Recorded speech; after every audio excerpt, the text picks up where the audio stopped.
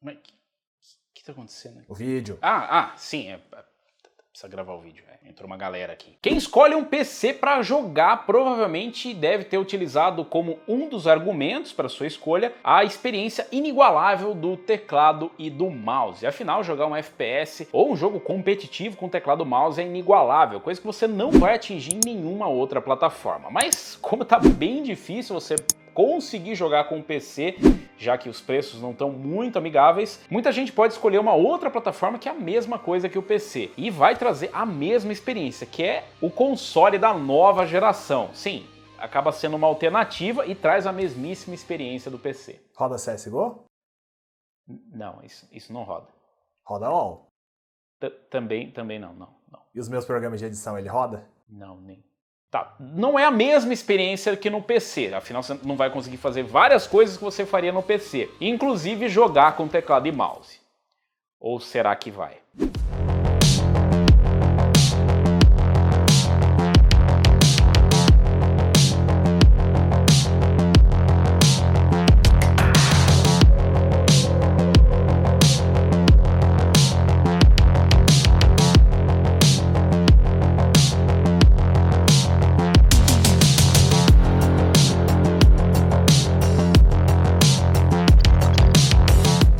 Dependendo do momento em que você está assistindo esse vídeo, pode ser que talvez o preço do hardware esteja um pouquinho elevado, o que inviabiliza o sonho do PC gamer. O que é um pouco chato, afinal tudo que você queria na vida era poder jogar no seu PC com teclado e mouse, jogar aquele FPS ou jogar aquele jogo competitivo com seus amigos. O que infelizmente não vai ser possível, afinal não vai dar para chegar no orçamento do PC que você queria. Então vocês têm duas alternativas, ou você corre para montar um PC bem baratinho, com peças importadas, ou senão um PC bem mais fraco do que o que você gostaria anteriormente, ou senão você vai para o novo PC. Sim, os consoles da nova geração, que são praticamente PCs, a gente já sabe que não roda várias coisas. Bom, cara, não precisa, já mas tá bem informado, já sabe. Que, como vocês já devem ter entendido, não é a mesma coisa que um PC, mas de certa forma ele até que é. Assim como os consoles da geração anterior que migraram para o x86, para a plataforma que é utilizada nos PCs, a mesma arquitetura, os consoles da nova geração seguem a mesma linha. Então o que a gente tem basicamente com o Xbox e com o PlayStation 5 são processadores Ryzen e placas de vídeo Radeon. Então a gente tem uma repetição do que a gente tem no PC, mas diferente da geração anterior, nós temos um PC bem mais poderoso dentro dos consoles. Elas são plataformas especificamente para entretenimento, então obviamente você não vai conseguir rodar um Word, um Office, um Photoshop, um CorelDRAW, nada da vida nesse console. Mas você vai ter uma experiência muito próxima com outros recursos, como navegação na internet, como Switch, Netflix, Amazon Prime, vídeo, enfim, todas as outras experiências que você teria num PC ou acessando um site da internet ou mesmo num Smart TV. Então é meio que uma central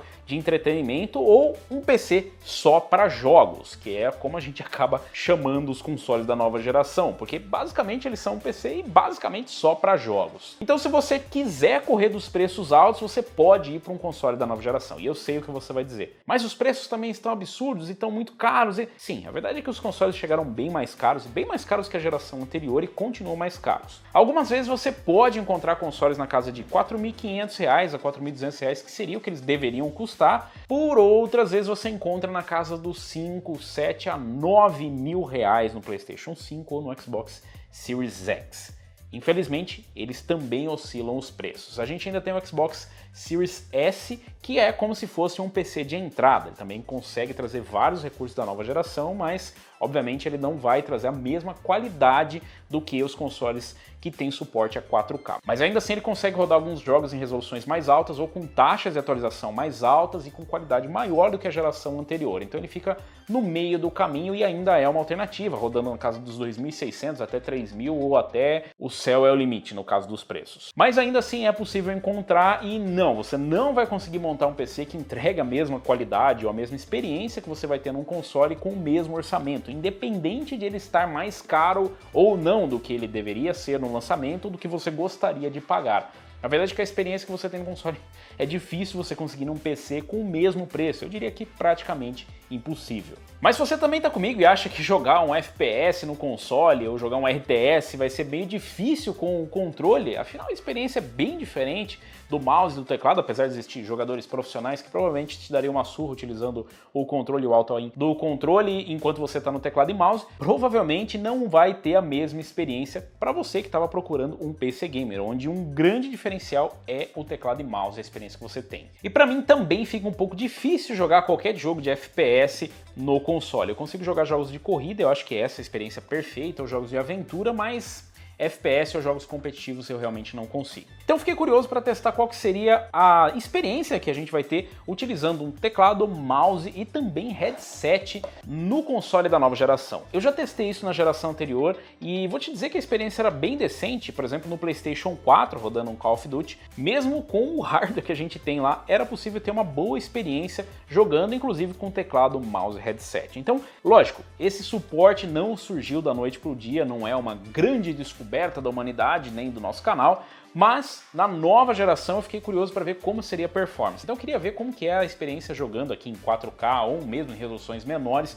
mas com uma taxa de FPS maior, utilizando o teclado e mouse e principalmente ver se já tá bom o suporte, se já tá plug and play, se é só conectar e sair jogando. Para os testes aqui eu utilizei um HyperX Pulsifier, eu utilizei um Alloy Origins da HyperX e também um headset Cloud Flight Wireless da HyperX. Então eu testei um kit aqui, teclado, mouse e headset no PlayStation 5. Não tem os outros consoles aqui disponíveis, então só vou poder passar para vocês a experiência específica desse console. Apesar de eu já ter pesquisado e ver que o suporte está bem parecido em ambas as plataformas. O mais importante, será que é só conectar e sair jogando? E a resposta é sim, é só você conectar e sair jogando, não tem nenhum tipo de ajuste adicional, nenhum tipo de gambiarra que você precise fazer. Eu basicamente só conectei nas portas USB e o teclado, o mouse e o headset foram reconhecidos na hora automaticamente. Eu não posso prometer que essa é uma experiência para todos os acessórios que você for utilizar, e eu te explico por quê. No lançamento do console, provavelmente o suporte ainda era reduzido para isso. Na verdade, as fabricantes ainda não lançaram muitos modelos que têm escrito na caixa compatível com o PlayStation 5. Alguns acessórios que eram compatíveis com o PlayStation 4, como é o caso dos acessórios que estão aqui, acabam migrando o seu suporte para o PlayStation 5, ou do Xbox One X para o Xbox Series X, ou do One S para o Series S ou para o Series X, enfim, eles acabam tendo essa compatibilidade entre gerações.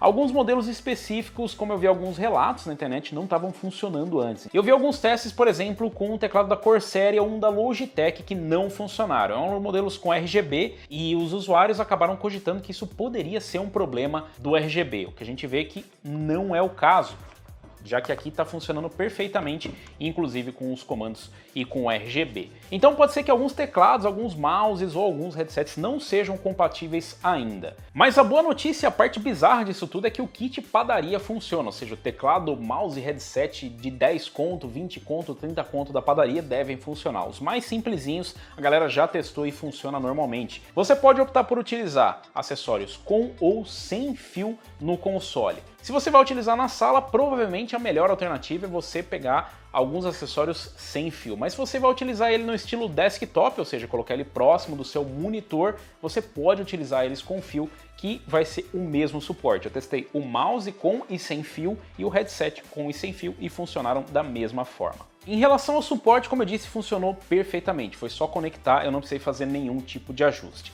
Eu testei aqui em 2 games e nos games você tem as opções para fazer os ajustes de teclado e mouse, seja ele para mapear as teclas, ou seja, mudar as teclas de função, que podem ser um padrão diferente ou pode ser um padrão diferente do que você gosta de usar. E você pode utilizar normalmente com as configurações iguais do PC. Uma vantagem que eu notei nesses mouses que tem o DPI programável, que tem a memória no mouse, é que você não precisa ficar ajustando a sensibilidade dependendo do jogo. Você pode deixar uma sensibilidade padrão e simplesmente mudar o DPI aqui no mouse. Como a memória está no mouse, não depende do console. Afinal, o console não vai rodar nenhum tipo de software específico de nenhuma fabricante. Como vocês viram, o RGB em todos os dispositivos é controlado pelos próprios dispositivos, ou seja, do que tiver na memória. Então, se tiver memorizado alguma coisa, você pode mudar, ou se não, você pode simplesmente deixar desativado também. Mas você não vai conseguir entrar para configurar e deixar sincronizado com o RGB do seu console, o que é uma pena. Em relação ao teclado, como eu disse, funciona perfeitamente e é também uma alternativa, mesmo que você não vá utilizar o teclado para jogar, você pode utilizar ele ainda para a parte de comunicação, para usar no chat ou mesmo para fazer pesquisas. Se você não quiser pegar um teclado full, você pode pegar um 10 keyless, que é aquele sem o teclado numérico, que é bem mais curto, deixa bem no canto, uma coisa bem compacta e pode agilizar nessas partes. Uma outra parte interessante do teclado é que, primeiro, você pode controlar a interface com ele, então você não precisa do controle, e o mouse obviamente não vai funcionar na sua home, na sua loja, mas você pode utilizar o teclado para ir controlando aqui pelas setas. E se você tiver em game e precisar utilizar a home do PlayStation, né, ou utilizar o botão PlayStation especificamente, que tem essa função, você pode utilizar o pause break e ele vai abrir essas alternativas, essas opções, e você pode modificar normalmente. Então você definitivamente não precisa ficar alternando entre o controle, o teclado e mouse, dependendo dos games que você vai jogar. Até mesmo para voltar para home, para entrar na loja, para fazer alterações, você pode usar o teclado. Em relação ao headset, ainda tem algumas observações interessantes. Se você optar por um headset que não tem o microfone embutido, você ainda pode utilizar o microfone do controle, afinal continuam funcionando as opções, né, do controle, eles não ficam funcionando de forma alternada, eles ficam funcionando de forma independente. Calma, eu esqueci de tirar o jogo de dentro. Tá bom, filho. Deixa eu gravar, deixa. Deixa pra gravar, deixa. Deixa pra gravar. Tá bom, já fez escândalo, já apareceu. Caso você esteja preocupado com o seu console, isso não é o cooler. É simplesmente o disco rodando. No headset é bem legal você ter o microfone porque ele vai facilitar bastante a sua vida, para você não precisar ficar de repente com o controle na sua cara enquanto você está jogando com teclado e mouse. Então é uma boa alternativa. Nesse caso eu utilizei um headset wireless, mas você pode utilizar um cabeado desde que você vá utilizar a conexão do controle ou que ele seja USB. Mas se você vai pegar um headset por conta prática, né, se você está jogando na sala principalmente, eu acho que seria legal você optar por aqueles que tem esses comandos, né, como esse aqui que tem todos os comandos no próprio headset. Você pode mutar o microfone, você pode mexer no volume ou ligar e desligar aqui o headset. Outra coisa que te lembra que o console não é um PC são as portas USB. Dependendo da quantidade de dispositivos que você vai utilizar, você pode simplesmente acabar com todas as portas e deixar um dispositivo de fora. Se você for fazer stream com seu console, você vai ter que usar com bastante sabedoria as portas USB. Nesse caso aqui eu ocupei praticamente todas as portas, e se eu fosse fazer uma live stream eu teria que optar por utilizar o microfone ou do controle ou do headset e a webcam, ou não utilizar a webcam e ligar um microfone USB aqui. Então a única outra alternativa seria utilizar um dispositivo USB tipo C que ficaria na porta da frente. De qualquer forma é uma boa alternativa para fazer live stream também, principalmente se você quer jogar com teclado e mouse e não gosta de jogar com controle, você vai conseguir ainda fazer live stream e vai ter uma boa experiência. No geral, a minha experiência foi bem positiva aqui, jogando Fortnite ou jogando Call of Duty Warzone. Eu não consegui jogar o Black Ops Cold War, porque eu não tinha espaço no console, obrigado Sony. A experiência que eu tive com o COD Warzone e com o Fortnite foram muito positivas. A qualidade dos jogos é muito boa para o console, e apesar dele ter o FPS travado, não ser solto como você tem um PC high-end, provavelmente bem mais caro do que o console, você ainda consegue ter uma boa experiência. Eu realmente não senti nada negativo em relação a input lag e tempo de resposta, para mim foi muito positivo, mesmo utilizando um monitor 4K 60 por aqui. Se você for jogar na TV, a qualidade fica ainda melhor, afinal